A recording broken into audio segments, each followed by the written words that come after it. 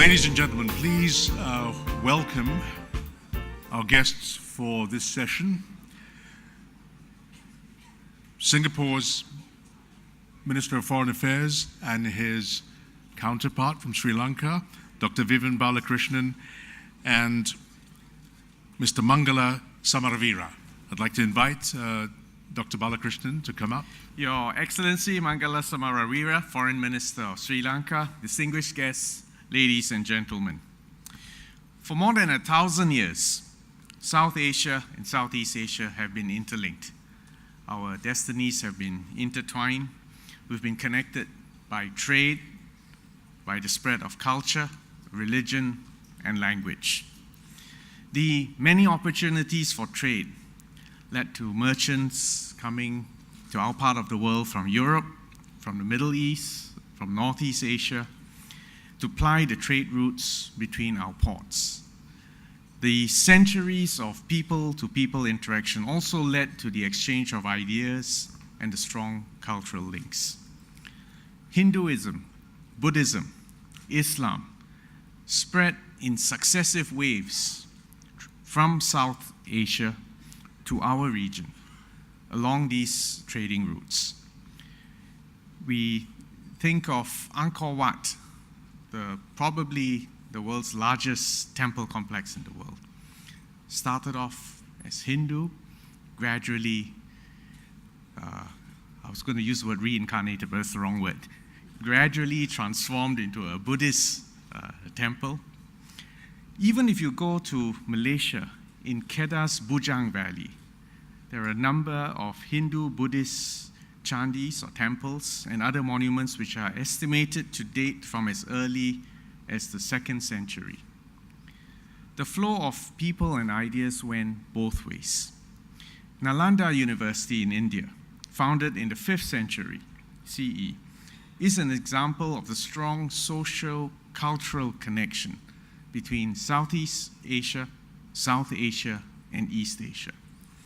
For over 800 years of its existence, the original Nalanda University attracted thousands of scholars from Korea, from Japan, China, Indonesia, and Sri Lanka to study religion, metaphysics, philosophy, literature, medicine, mathematics, and astronomy. The Nalanda site, which also includes some remains which date back even earlier to the 3rd century BC, has just a few days ago been inscribed as a UNESCO World Heritage list at the 40th session of the World Heritage Committee. Supported by the East Asian Summit, the Nalanda University has been re-established, taking in its first batch of students in 2014, albeit on a temporary basis while the new campus is in the process of being built. Many of the countries in both our regions also share a common colonial history and heritage. And even for Singapore, we remember that we were governed out of Bengal in British India by the British East India Company. During the colonial era, many South Asians and Chinese, our ancestors, set up roots in Southeast Asia. And today, the descendants of the immigrants and the many regional local people constitute the dynamic mix of our population in Singapore and indeed in our region. At present, the economies in our region are amongst the most dynamic globally. And the combined economic output of Southeast Asia, if you add up Southeast Asia, East Asia, and South Asia in 2015, our combined economic output constitutes nearly 1/3 of the world's GDP, and more importantly, has the potential to rise even further. The World Bank named South Asia as the world's fastest growing regional economy in 2014. The Asian Development Bank forecasted that Southeast Asia would become the world's 4th largest regional economy by 2050. There is one crucial competitive advantage that both South Asia and Southeast Asia share. Both our regions possess young populations. For example, South Asia currently has the world's largest working age population, whilst Southeast Asia's working age population will account for more than 2/3 of our population by 2025. In other words, the demographic dividend has not yet been fully harvested in our two regions. And this stands in marked contrast to the situation in Northeast Asia. However, we are also confronting a period of immense changes brought about by both globalization and the digital revolution. And these two changes present both profound opportunities and profound challenges. If you look in terms of opportunities, let me just cite two brief examples. Given our geographical proximity and our historical linkages, closer economic engagement and connectivity will allow us to tap into a larger market and a larger talent pool. According to a recent ADB report, Southeast Asia's share of South Asian trade is only 10%, while South Asia's share of Southeast Asian trade is only 4%. Even if we forget the numbers, the key point is this: it is very, very small. And therefore, the potential to increase this several-fold exists. And we can and must do more to enhance trade between our regions. We are making some headway. 6 free trade agreements have already come into effect between our two regions since the 1990s. These include landmark agreements such as the ASEAN-India Comprehensive Economic Cooperation Agreement and the ASEAN-India Free Trade Area, which removes 80% of import tariffs from bilateral trade. The ASEAN Economic Community, which will transform ASEAN into a regional free market with an estimated GDP of $2.5 trillion and over 620 million people, is also taking form. ASEAN countries are working closely to gradually and progressively remove barriers to the movement of goods, services, and skilled labor. As an economic bloc, ASEAN has been successful as a platform to attract countries like Australia, China, Japan, Korea, and New Zealand to consider free trade agreements with us, which, quite frankly, would have been more difficult for us individually. Many of our other existing and potential partners, including Norway, Turkey, Germany, and the EU, have also expressed strong interest in stepping up their engagement of ASEAN. We are also currently negotiating the Regional Comprehensive Economic Partnership, which covers trade in goods, services, trade, investment, economic and technical cooperation, and this has the potential to transform the East Asia region into a single integrated market comprising 45% of the world's population and about 1/3 of its current GDP. It is estimated that there will be an increase of US $260 billion worth in trade if an East Asian and South Asian free trade area is established. The estimates indicate that for countries like Cambodia, Myanmar, Thailand, and Vietnam would stand to gain over 5% of growth in their GDP, while India herself will gain over 2.5%. This morning, we announced the commencement of free trade agreement negotiations between Sri Lanka and Singapore. And over lunch, our prime ministers have told the two of us and our respective economic ministers to get it done and to get it done quickly. The second area is on connectivity. And there's much that we can do to enhance the links between our two countries and our two regions. And when I talk about connectivity, I'm not restricting myself to the traditional sense of land, air, and sea, but I'm also including digital connectivity. For example, one of the initiatives under India's Act East policy is to connect South Asia to Southeast Asia through the trilateral India-Myanmar-Thailand highway. ASEAN is also working on negotiations for an ASEAN-India air transport agreement, which will strengthen air links between our two regions. This will boost trade and business links. And just to cite one example of the benefits of air connectivity, according to an IATA study, as a regional heavyweight, should India be able to make a 10% increase in aviation connectivity, it would add another $500 million to its economy.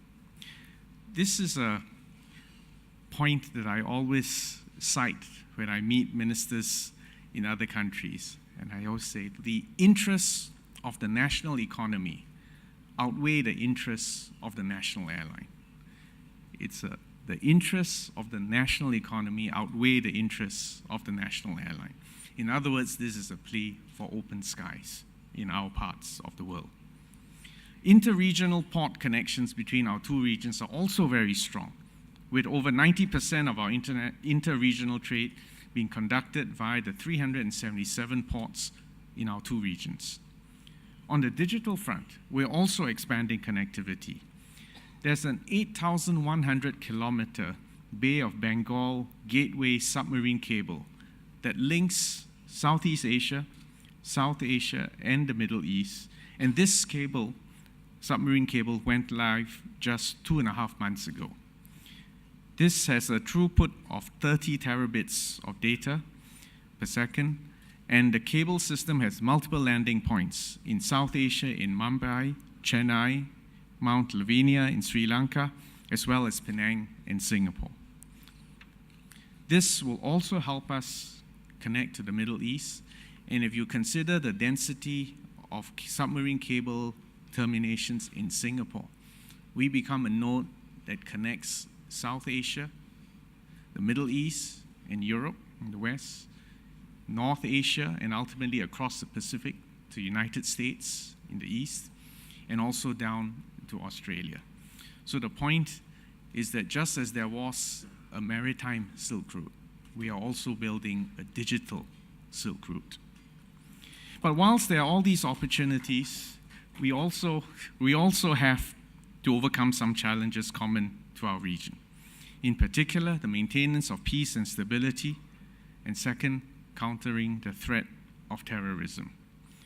South Asia and Southeast Asia stand at the crossroads of two major water bodies, the Indian Ocean, or the Bay of Bengal, on one side, and the South China Sea on the other side. Merchant ships and littoral straits in these seas and along the Straits of Malacca have historically depended on the availability of open sea lanes and freedom of navigation for maritime trade. And this has gone on for centuries, or millennia, in fact. And these openness of maritime routes need to be preserved. And they can only be preserved if there is peace and stability in these regions and in the neighboring seas. 80% of the world's seaborne trade transits through the Indian Ocean. Can you imagine that? 80% of the world's seaborne trade transits through the Indian Ocean. The littoral states of the Indian Ocean possess more than 2/3 of the world's oil reserves and about 35% of the world's gas reserves.